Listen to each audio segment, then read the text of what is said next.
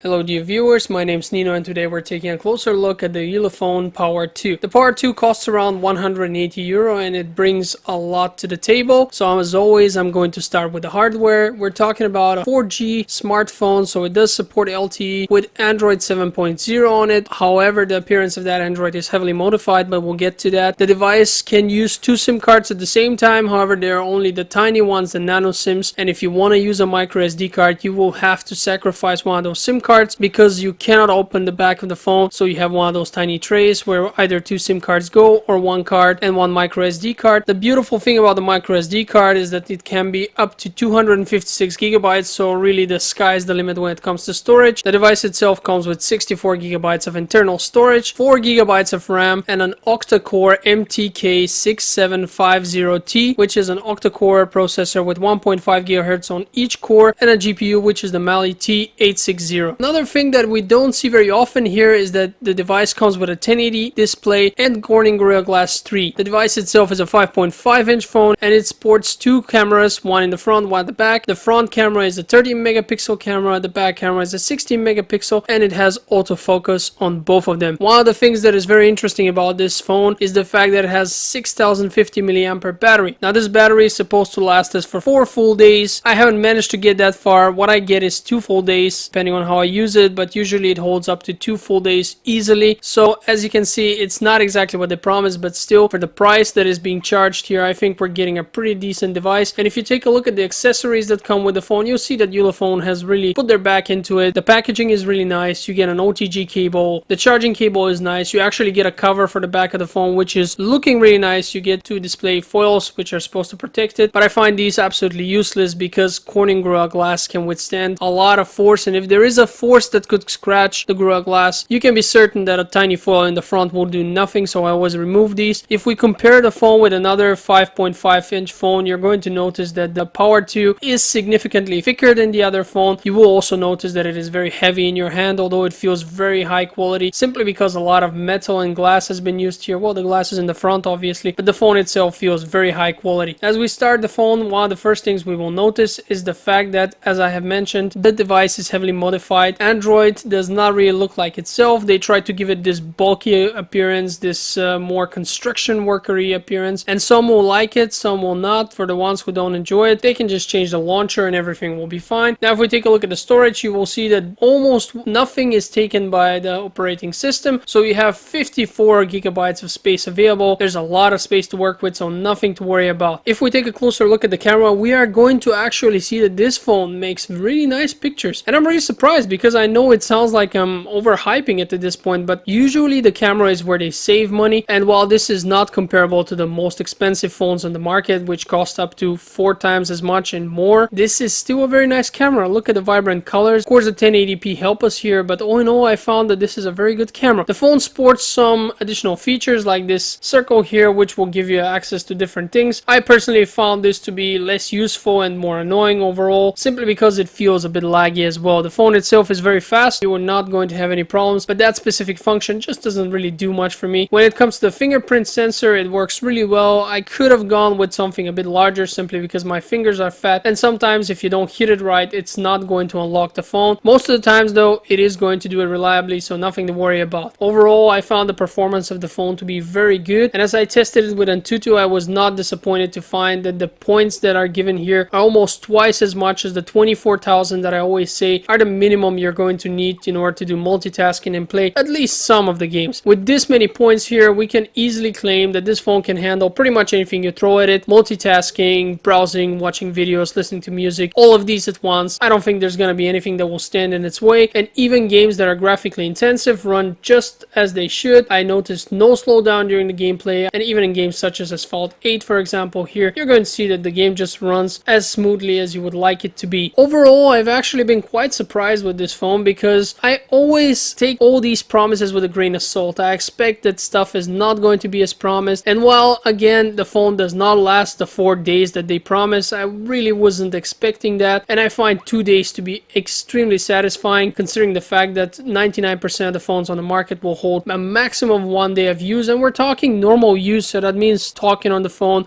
browsing the internet, watching some videos. The phone does perform in terms of battery life and in terms of processing power just just as you would really want it to. The only drawback again is the fact that it is quite bulky and quite heavy. I won't lie to you. It also does get a bit warm, but not too much, so that's something that is acceptable. I'd say it heats up about as much as any other phone, but the huge battery inside definitely adds to the weight of the device. So the question here is, what are you looking for? Do you want a really fast phone which can offer you pretty much everything for under 180 euro? And can you handle the UI, which looks a bit weird? Well, actually, you don't really have to handle it. If you don't like it, you can just switch to a different launcher and everything will be cool. The battery of this phone is its curse and its blessing at the same time. On the one hand, you have a very long battery life, which is at least 2 days. On the other hand, you end up with a really bulky and heavy phone. So that is something that you will have to consider, and it will be the most important decision when it comes to whether you want to buy this phone or not. The camera of this phone surprised me. While again, it isn't the best camera you can get for this money,